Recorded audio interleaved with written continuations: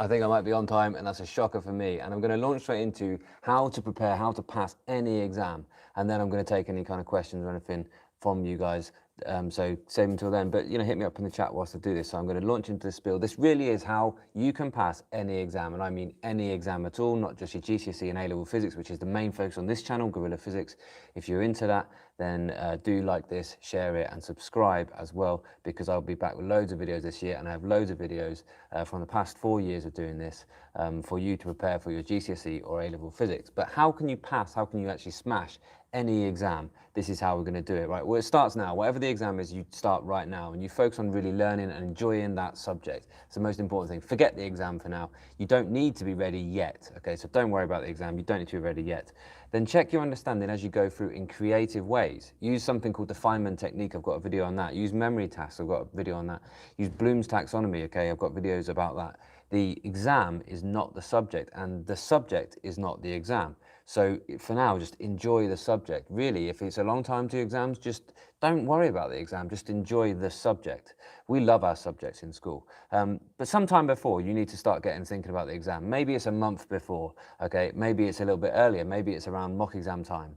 Review the specification. Review everything that is in that exam and think to yourself, what do I don't know? Start to work out exactly what you're going to be assessed on, and really think through, double down on those bits that you know less well, okay? Be focused, not just on the whole of physics now, not just the whole of whatever the subject is. Focus on the points in the specification. There's not everything covered in the exam. You do not need to know absolutely everything. You need to know just some specific points. They are, I don't know, maybe 100, 200 or something like that for each exam. You need to just know those. Now this is story time now, because I had to do some exams not that long ago. When you become a teacher, you have to do ICT, English and Maths exams. And I have an A star in A-level Maths, right? Oh, sorry, I don't. I have an A in A-level Maths, because you couldn't get an A star when I did it. I have an A in A-level Maths. I have an A star in GCSE English, and I have, I'm a power user of ICT. I have no trouble with using ICT at all. But I did these practice tests. I did these tests for this exam, and I actually failed them. So I was about to sit this exam to become, one of the exams you need to do to become a teacher, and I couldn't do what was expected of me in the time. And I'm a really good mathematician, user of English and user of ICT as well. And I needed to become basically a machine for those tests. So you've spent all this time enjoying the subject and getting good at it and getting interested, but now you have to make sure that you can do the tests in the time. You need to become a bit of a machine. So here's where you have to get used to the format of the exam. You have to practice some old exams. You have to do exemplars, okay, and past papers. But don't panic. Really, none of this should panic you. You don't have to be ready yet. Okay, then start doing things in time conditions as well. Really get to grips with what you can and cannot do. Gradually reduce your notes down until they're just kind of the bullet points of the things that you struggle with or the things that you tend to forget. And then you bring that one piece of paper with everything that what you find the hardest, you struggle with, or you tend to forget, and you bring that with you to the exam hall on the day, and you put it in the bin on the way into the exam hall, because you've been looking at it, and you don't need to panic because you're ready. Okay, well that was just my little chat through, really. That's just, I wrote that quite a long time ago, the kind of outline there, and I never got round to putting it on video, but I thought I would just do this in a quick live feed, because we're back to school now, and I just wanted to say hey, and new year, new September, new classroom for me. This isn't the only classroom I'm in this year. I'm all over the place, but I wanted to share that with you, because if you're in year 11 or year 13, then this is going to be a year when you're preparing for exams. And really, if you think about it in that way, in that kind of methodical, how's this year going to go for you, then you can really get into that exam hall not worried, not panicked. And I really want that for you guys. I really want you to come with me on this journey this year. I'll do regular live streams for you to ask any questions and just to give you bits of advice like that. And I'll be adding loads of videos with more content over the year as well. So this stuff that's come in is specifically some tips for if you're in British schools or in GCSE or A-level, what I think you should be looking forward to doing this year. Here's my big tip. I really think it's important to finish the subject content earlier than the rest of your class even. Just because a teacher is taking their time going through things, and we do need to do that because we do need to do proper lessons and we do need to allocate time for it, it does not mean you can't study the whole of your course like now. Right, so I would aim to do at least once through the textbook, reading it and doing some of the questions and maybe making some of your notes by Christmas time this year. GCSE or A-level, make sure you have it's not the first time you're going to see anything after Christmas. Certainly by the mock exams, I would definitely advise that.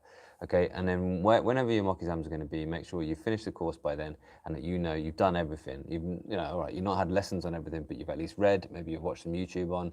Okay, you've got at least a basic understanding of everything in your course, and then those lessons when they come, you're already going to be a bit familiar with them, and you can really like add that detailed information your teacher will tell you and you need to know.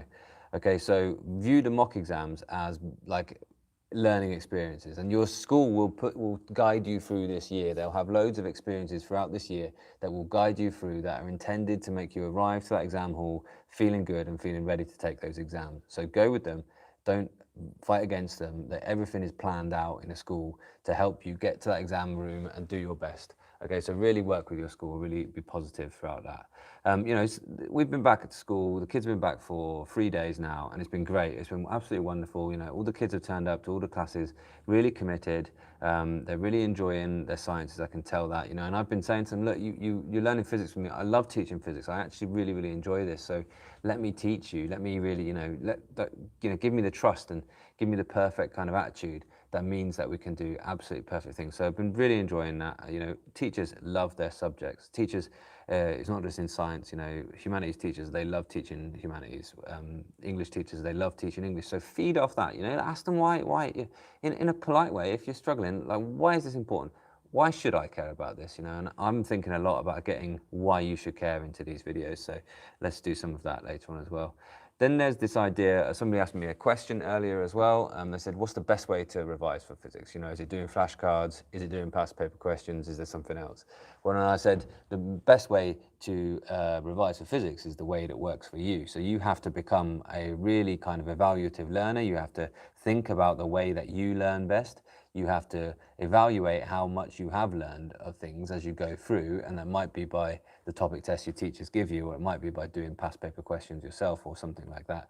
But you need to know whether what you are doing is working for you. And if it is not working, this is where people struggle, you change what you're doing, right? You don't just plow on with whatever worked for you at GCSE. If you're doing A-level now, you don't just plow on with whatever worked for you before at the lower levels, because now that might not be good enough. So really think, as you are learning, evaluate, is this working? Is this sinking in? Is this doing anything for me? And the biggest thing is when you're revising, when you're working, when you're learning, is that you are working hard and your brain's engaged.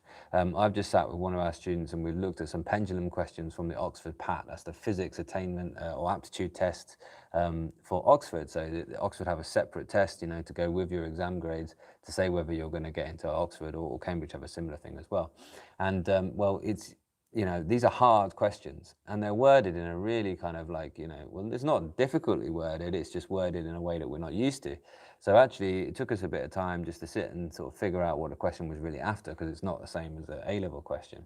And to actually do that and work at that really high level, the Oxford are going to test out the kids who can do the hardest questions in A-level physics.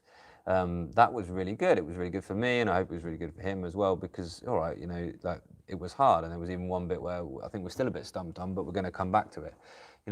This is what learning's all about. It's about forcing yourself to actually do this, and I've said this a few times.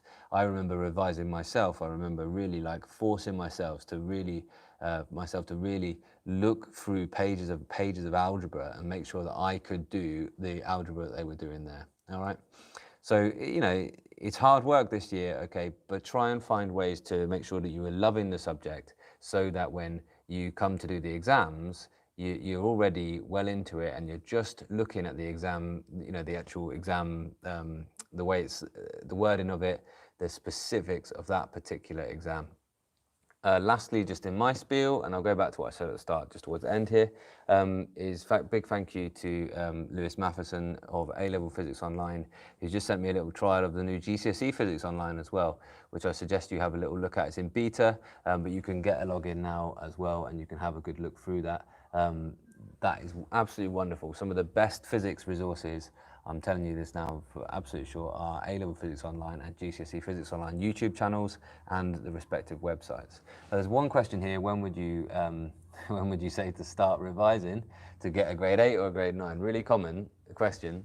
You revise throughout, yeah, that is it. If you want a grade 8 or grade 9, there is no way to get around this. You need to be the type of person that's just revising all the time throughout the year. So you learn something and then revisit it maybe that night is a good practice, or the next couple of days or something, or at the weekend. Just go over your exercise book, just go over your notes, go over the same textbook page or the respective page in your revision guide, okay, just so that it refreshes it. And then go over it again in 2 weeks' time, and then again in a month's time, you know, not like big loads of work on it, but just little bits, just little 5-minute tasks here. It's called the Ebbinghaus system of forgetting, and the reason why I could get that word back out of my memory is because I talk about the Ebbinghaus system of memory quite regularly on this channel. So every now and then, you know, I mention the Ebbinghaus system, and it means it's going deeper and deeper and deeper into my memory. A bit like the Feynman technique that I alluded to earlier in the little chat there. I really like that. That is explaining things out loud. You know, like on this channel, I get to explain things out loud quite a lot in front of my class. I get to explain things out loud a bit. So that is really useful for me to get across what it's really useful for me to get across what I think and what I learn. Yeah. So that's why your teachers seem clever. It's because they do it a lot. They do it an awful lot, getting across their point of view, getting across their ideas about their subject. They're not just super smart or something like that. Right, thank you so much for watching. Go back to the start if you've just joined, okay, because this video is all about how to pass any exam, and you can do it. You just need to actually believe in yourself, you need to love your subject, you need to enjoy doing it, and you need to be prepared. It's all about getting yourself into that exam hall, ready to go. Okay, a couple more questions really quickly. How can I do well in A-level? I'm in year 12, and it seems like going to be harder than GCSE. If you've had a couple of lessons of year 12, you'll probably get where everyone's year 12 students are, which is like waking up to it's going to be harder than GCSE. Absolutely, buddy, yeah, it is going to be harder, but you will get there. Some people take, I think, a whole year to get up to A-level standard from GCSE, and some of the techniques you use to do well in your GCSEs might not work for A-level anymore. But actually finding the way to enjoy it is the way to crack on, okay? Absolutely, that is the thing to do. I gave my Edexcel AS this May unit, May 19th. Did you see the paper for Unit 1?